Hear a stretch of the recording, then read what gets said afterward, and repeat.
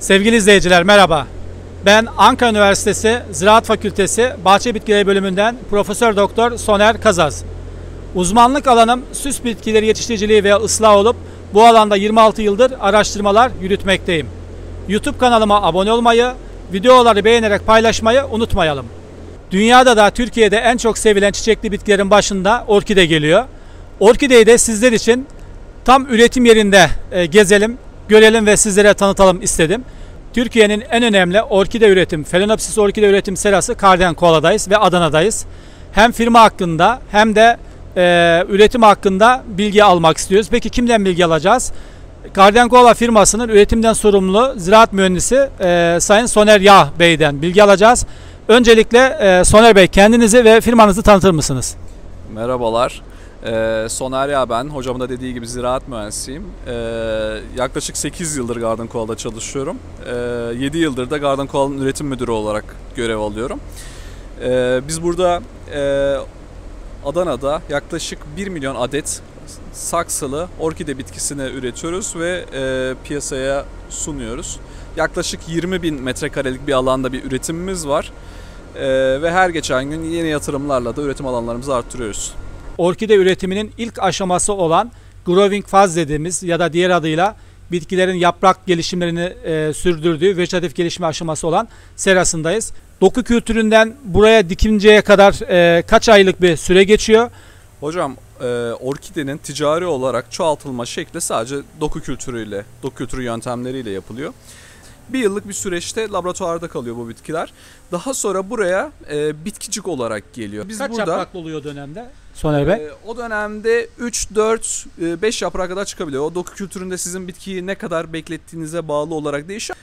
Biz bunları daha sonra plak denen bu yapılara dikimini gerçekleştiriyoruz. Ve bir süre burada duruyor. Bu sürede yaklaşık 3 ile 4 ay arasında bir süre fide haline dönüşüyor, kökleniyor ve bu bulunduğu ortamı sarıyor. Bunun biraz daha büyümüş aşamasını da burada şu şekilde gösterebiliriz. Bitkiler iyice köklenmiş oluyor. Evet. Kökler dışarı çıkıyor artık. Böyle bir kök yapısına ulaşıyor bitkiler. Evet. Bu aslında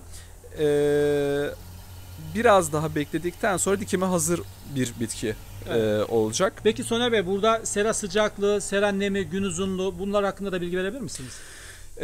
Bitkiler vejetatif olarak büyüdükleri faza, bitkilerin vejetatif olarak büyüdükleri faza biz growing fazı diyoruz. Burada bitkiler yeni yaprak veriyor, kök gelişimi sağlanıyor ve yeşil kısmını, yeşil aksamını daha da geliştiriyorlar.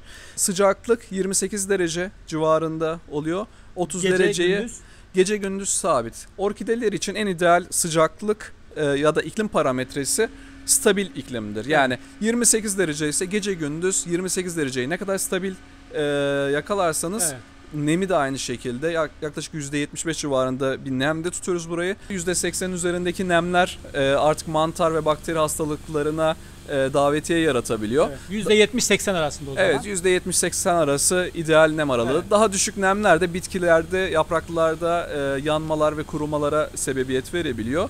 Sıcaklık açısından da growing fazında, vejetatif fazda mümkün olduğunca 25 derecenin de altına düşürmemek gerekiyor. O zaman özetleyecek olursak bu growing aşamasında bitkilerimiz 25-28 derece arasında 24 saat sabit bir sıcaklık derecesinde, evet, %70 ile 80 nem arasında bekliyor ve yaklaşık 3-4 ay bekliyor burada. Evet. Peki Soner Bey, burada sulama ve gübreleme konusunda da bilgi verebilir misiniz bize bu bebek orkidelerde? Şimdi orkideler çok fazla besin istemeyen bitkilerdir. Yani standart bir bitkinin neredeyse yarısı, hatta yarısından daha az besin ihtiyacı olan bir bitkidir. O yüzden bitkilere böyle fazla gübre vermek, besin vermek hiç doğru bir şey değildir. Evet. Bazen yani bitki besleyen arkadaşlarımız bazen bitkiye iyi bakabilmek için daha fazla gübre, daha fazla besin vermeye çalışıyor.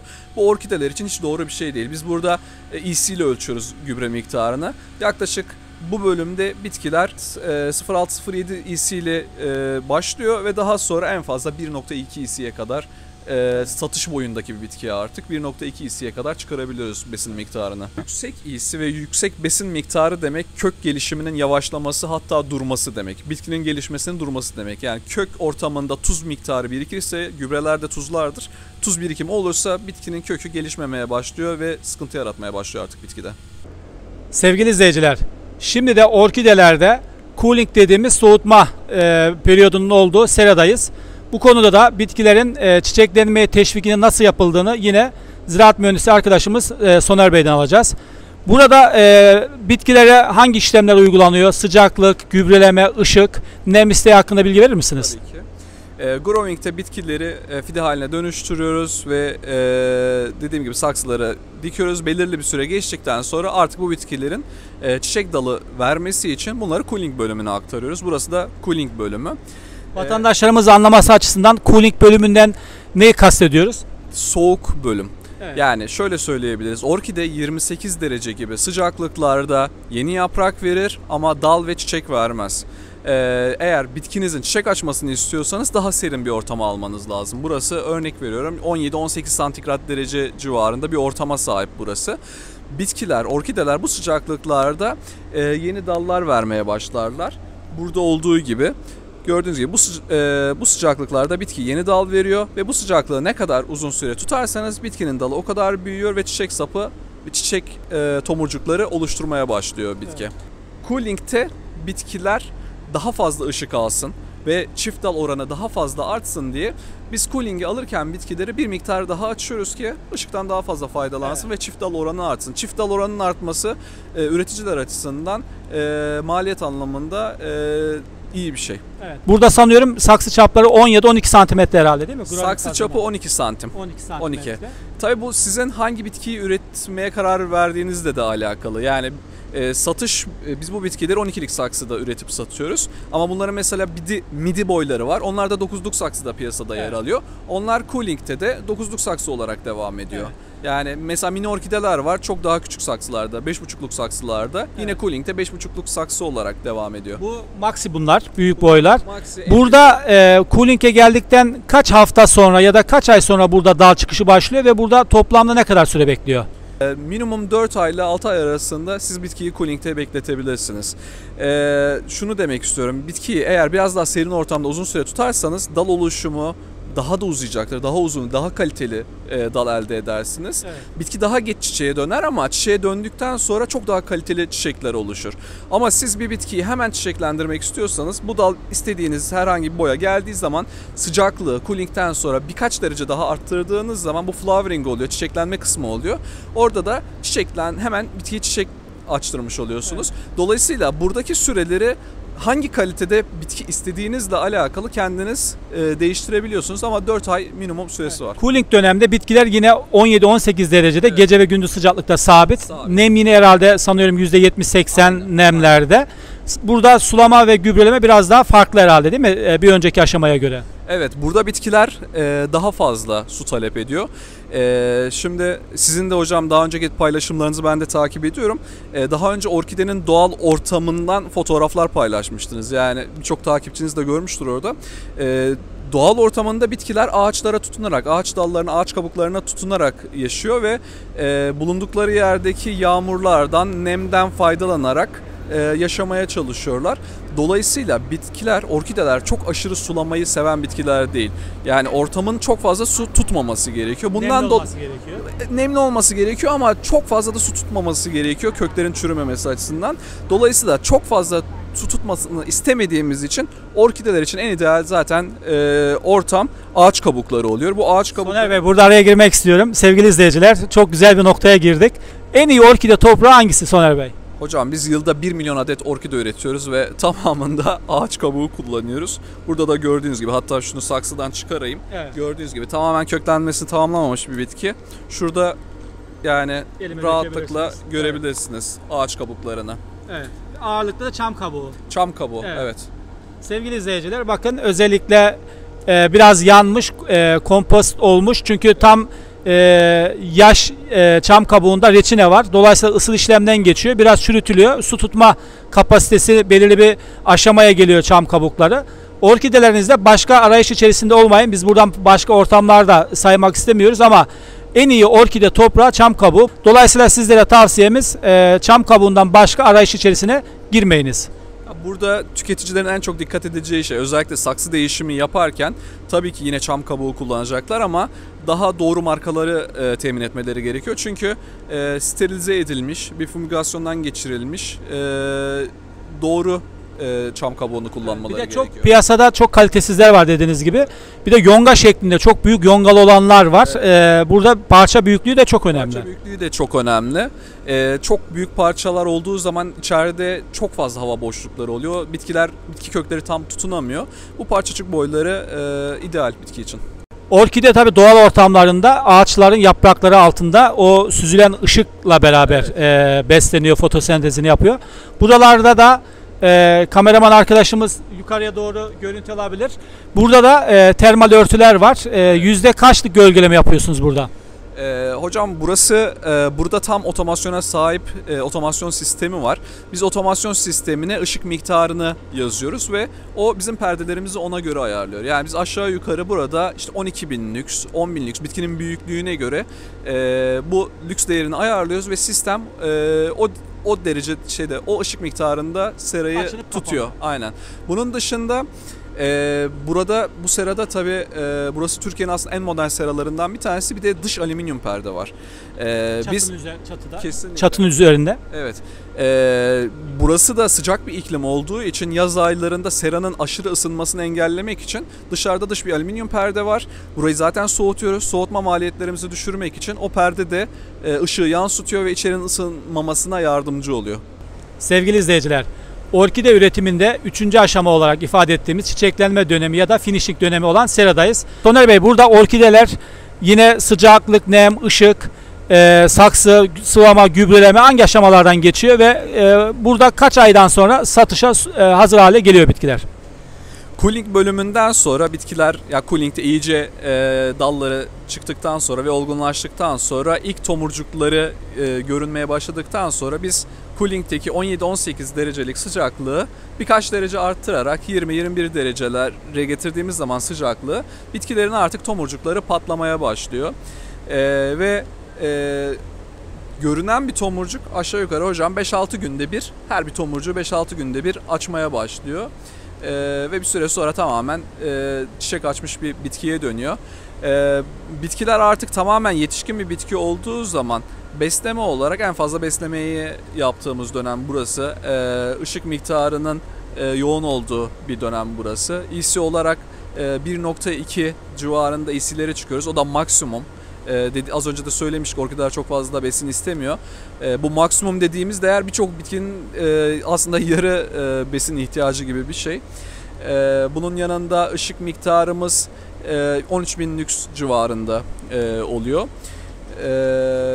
Ve buradan sonra da artık bitkiler yavaş yavaş paketlenip sevkiyatlara gönderiliyor, dağıtılıyor. Çiçekli orkidelere gübre verilir mi? Bu konuda ne düşünüyorsunuz? Tabii ki, yani biz nasıl besleniyorsak onların da beslenmeye devam etmeleri gerekiyor. Abartılmamak kaydıyla sürekli bütün bitkilerin düzenli beslenmeye ihtiyacı vardır. Evet. Çiçekli bitkilerin de. Soner Bey, burada bitkilerimiz cooling'den geldikten sonra çiçeklenme tamamlanması, yani bütün çiçeklerin açması ya da satışa sunuluşa kadar kaç ay geçiyor ya da ne kadar bir hafta gerekiyor burada? Hocam bu serada yarattığınız sıcaklığa göre değişiyor. Yani serada sıcaklığı eğer ciddi miktarda arttırırsanız bu çiçekler çok hızlı açıyor. Biz aslında bunu çok fazla istemiyoruz ama ortalama yaklaşık bir ay içerisinde bitkilerin bütün çiçekleri artık açmış oluyor. Evet, ve burada bir ayda satışa hazır hale geliyor. Evet, aşağı yukarı cooling'den flowering'e geçtikten sonra, çiçeklenmeye geçtikten sonra maksimum bir ay içerisinde bitkiler tamamen çiçeği açmış oluyor. Şimdi sevgili izleyiciler, marketlerden, çiçekçilerden orkide alıyorsunuz. Yine en çok sorulardan bir tanesi, orkide alırken nelere dikkat etmemiz gerekiyor? Bu soruyu ben Soner Bey'e yöneltmek istiyorum. Soner Bey, arkamızda da çiçekli bitkiler var. Bunları izleyicilerimize doğru da gösterebilirseniz sevinirim. Vatandaşlarımız çiçekçilerden ya da marketten çiçek alırken nelere dikkat etmesi gerekiyor? Tek dal, çift dal, gonca sayısı, nelere dikkat etmesi gerekiyor? Öncelikle yaprakların sertliği çok önemli. Genelde Orkideler ülkemize aynı zamanda ithalat yoluyla da geldiği için ithal bitkiler çok uzun bir süreç içerisinde bir transport sürecine maruz kalıyor, bir dağıtım sürecine maruz kalıyor ve son kullanıcıya ulaşana kadar çok ciddi miktarda güç kaybetmiş oluyor. Dolayısıyla yaprakların sertliğini, diriliğini en başta kontrol etmek gerekiyor. Dalın yeterince kalın olduğundan emin olmak gerekiyor ve çiçeklerin gerçekten diri olduğunu görmeniz gerekiyor. Biz de aslında bazen marketlerde ya da çiçekçilerde gezerken görüyoruz. Yani yaprakları böyle buruşmuş, aşağıya doğru inmiş, çiçekleri sönmek üzere olan bitkiler var. Bunlar aslında bu az önce bahsettiğim transport süreleri vesaire bu sebeplerden dolayı güç kaybetmiş ve size ulaşana kadar gücünün birçoğunu yitirmiş bitkiler. Dolayısıyla bitkinin diri olduğunu görmeniz gerekiyor. Yani kök gelişiminin iyi olması gerekiyor. Zaten şeffaf saksısı var. Kökleri saksıdan görmeniz gerekiyor. Bunlar çok önemli durumlar. Tabii tek dal, çift dal, dallanma oranı, işte yan dallar falan kullanıcının aslında tüketicinin tercihine bağlı bir durum. Yani Aldıkları çiçeklerde çiçeklerin tamamının açmış olması gerekiyor mu? Yoksa birkaç tomurcuğun kapalı olması onların evde daha uzun süre çiçekli kalacağı anlamına geliyor mu? hocam burada da durum biraz tercihle alakalı. Çünkü biz eğer ya şöyle söyleyebiliriz. Eğer orkidenizi bulunduracağınız ortam orkide için çok uygun bir ortam değilse biz çok açmış bir çiçek almanızı tavsiye ediyoruz. Çünkü tomurcuk olan orkideye eğer uygun ortamı sağlamazsanız o tomurcuklar yavaş yavaş solmaya ve dökülmeye başlayabilir. Tabii ki iyi bir ortamınız varsa tomurcuklu bitkinizin olması iyi bir şey. Ne kadar tomurcuk olursa o kadar daha uzun süre sizinle beraber olacaktır bitki. Ama dediğim gibi tam doğru şartları sağlayamıyorsanız sizin açmış bir orkideye ihtiyacınız var demektir. Evet. Sevgili izleyiciler, ben sürekli sizlere şunu tavsiye ediyorum. Bitkilerinizi, orkide sabır bitkisi, bitkilerinizi rahat bırakın. Çok fazla bitkilerinizle oynamayın. Şimdi Soner Bey'e şunu sormak istiyorum. Soner Bey, siz burada bitkilerinizi çiçeklendirmek için sarımsak suyu, yumurta kabuğu, aloe vera, başka aklımıza gelmeyen işte affedersiniz doğum kontrol hapı, kahve gibi pek çok şey paylaşılıyor. Bunlar hakkında Türkiye'nin en büyük üretim firmasının baş sorumlusu, ziraat mühendisi bir arkadaş olarak bu konu hakkında sizin fikirlerinizi almak istiyorum. Hocam tabii ki pek çok insan orkideyi alıp daha uzun süre yaşatmak istiyor, daha iyi bakmak istiyor ve bunun için çareler arıyor aslında. Ama kesinlikle şunu söyleyebiliriz. Yani bir bitkiye iyi bakmanın yolu o bitkiyi biraz rahat bırakmaktır. Yani o bitkiyi başka şeylerle boğarsanız o bitki size hiçbir zaman pozitif etkiyle geri dönmeyecektir. Söylediğimiz gibi doğada zaten bu bitkiler ağaçlara tutunarak minimum şartlarla yaşayan ve beslenen ve doğasında bu şekilde çok sağlıklı olan bitkiler. Evet. Siz bitkiye iyi bakacağım diye az önce bahsettiğiniz gibi saçma sapan bazı şeyler eklerseniz bitki size hiçbir zaman iyi reaksiyon vermeyecektir. Bitkilerin doğasında olan besinler vardır. Azot, fosfor, potasyum, kalsiyum, magnezyum ve mikroelementler. Bu besinler bitkinin besinidir. Yani bunu birçok yerde, çiçekçilerde, marketlerde bu besinleri bulabilirsiniz. Evet. Orkide için düşük konsantrasyonlarda alıp bu besinleri kullandığınız zaman kesinlikle yapabileceğiniz en iyi şeyi yapmış olursunuz. Onun dışındaki tüm arayışlar boşuna yapılmış. Hatta bitkinize birçoğu da zarar verebilecek arayışlardır. Hocam bize sık sorulan bazı sorular var. Ben orkidemi çiçekle satın aldım. Şu şekilde satın aldım. Eve götürdüm ve hemen saksısını değiştirmeli miyim? Şimdi bu zaten bitkiniz için aslında üretici tarafından en ideal saksılara konulan bitkiler bunlar. Size geldiği zaman o saksıda olması gerekiyor bitkinin ve zaten belirli bir süre o şekilde bakmanız gerekiyor. Fakat bitkinin çiçekleri elbette ki geçecektir. Bitkilerin çiçeği geçtikten sonra dallarını kestiğiniz zaman bir sonraki sezon daha rahat çiçek açması için, köklerini daha fazla genişletebilmesi için asıl o zaman saksı değişimine ihtiyaç olacak. Yani çiçeklenme bittikten sonra saksı değişimi yapmamız gerekiyor. Evet. Hatta hocam çiçeklenme biter bitmez de değil. Bitkiler tekrar aktif periyoda geçtikleri zaman, yani bitkide canlanmayı görüyorsanız, yeni yaprak geldiğini görüyorsanız ya da köklerin gelişmeye başladığını görüyorsanız o dönem saksı değiştirmek için en ideal dönemdir. Sulamayla alakalı da şunu söyleyebilirim. Orkide diğer bitkilere göre biraz daha şanslı bir bitki. Size su istediği zaman bunu söylüyor. Şeffaf saksıda satılıyor zaten bitkiler. Şeffaf saksıdan bakıyorsunuz. Eğer kökler yeşil ise bitkiniz suya ihtiyaç duymuyor demektir o an. Eğer kökler beyazlaşmışsa o bitkiye su vermelisiniz. Çiçekçiden, marketten orkide aldım. Orkidemin toprağı iyi değil. Dünyada bütün firmaların çam kabuğunda, ağaç kabuğunda sattıkları, yetiştirip sattıkları orkide bitkilerinizi toprağını beğenmeyip alıp değiştiriyorsunuz. Soner Bey, bu konuda ne düşünüyorsunuz? Şimdi şöyle söyleyebiliriz. Yılda yaklaşık 1 milyon adet orkide üreten bir firmanın işini şansa bırakma şansı yoktur. Yani dolayısıyla en iyi ortamı kullanması gerekiyor. Dolayısıyla biz de en iyi ortamları kullanıyoruz. Ağaç kabuklarını kullanıyoruz ve size geldiği zaman da ağaç kabuğunu değiştirmeniz ya da başka bir madde koymanız bitkiye zarar verecektir. Geldiği gibi kalmasında fayda var. Laboratuvar aşamasından buradaki satış aşamasına kadar bir orkidenin yolculuğu kaç ay ya da kaç yıl sürüyor? 3 yılı rahat buluyor. Evet. Bir orkidenin en başından en sonuna kadar gelmesi gayet ciddi, uzun bir süreç.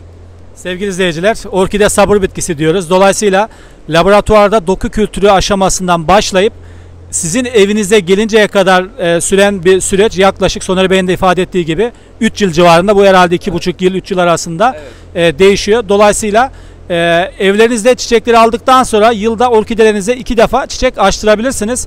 Bunun da koşulu mutlaka bir sıcaklık farkı, bitkiyi strese sokmak. Çiçekler açılıp döküldükten sonra bitkilerin düşük sıcaklık isteğini karşılamak. Bu da Soner Bey'in de ifade ettiği gibi seralarda 17-18 derecede yapılıyor. Bunu evlerinizde 15 ile 18 derece arasında sap çıkana kadar bitkilerinizi daha serin bir yerde bekleterek sağlayabilirsiniz. Her bitkinin bir doğal periyodu var. Aslında orkidenin doğal periyodunu da şu şekilde düşünebilirsiniz. Bitkiler yaz aylarında vejetatif büyüyor. Sıcaklıklar yüksek olduğu için yeni dallar, yeni yapraklar veriyor. Daha sonra bir sonbahara giriyoruz, daha serin döneme. O dönemde bitkiler spike veriyor, dal veriyor. Biraz uzuyor o soğukta, o derecelerde. Daha sonra bahar aylarında sıcaklıkların birkaç derece artmasıyla beraber de çiçek açıyor. Aslında bitkinin doğal döngüsü bu şekilde. Evet. Yani bu mantığı anladıktan sonra bir orkide yetiştirmek çok zor değil aslında. Sevgili izleyiciler, Soner Bey, öncelikle programımızda YouTube kanalıma katıldığınız için ve bizleri ve sevgili izleyicilerimizi aydınlattığınız için Garden Koala firmasına ve size öncelikle çok teşekkür ediyorum. Sevgili izleyiciler, bir programın daha sonuna geldik. Bugün Adana'daydık ve Phalaenopsis saksıda Phalaenopsis orkide üretimini sizler için üretim firmasından, Türkiye'nin en büyük üretim firmasından derleyip toparladık ve sizlere aktarmış olduk. Beni izlediğiniz için teşekkür ederim. Sorularınızı videonun altındaki yorum kısmına yazarak ya da sosyal medya hesaplarımdan bana ulaştırabilirsiniz. YouTube kanalıma abone olmayı, videoları beğenerek paylaşmayı unutmayalım. Beni ayrıca Facebook Soner Kazaz ve Instagram Soner Kazaz isimli sosyal medya hesaplarımdan takip edebilirsiniz.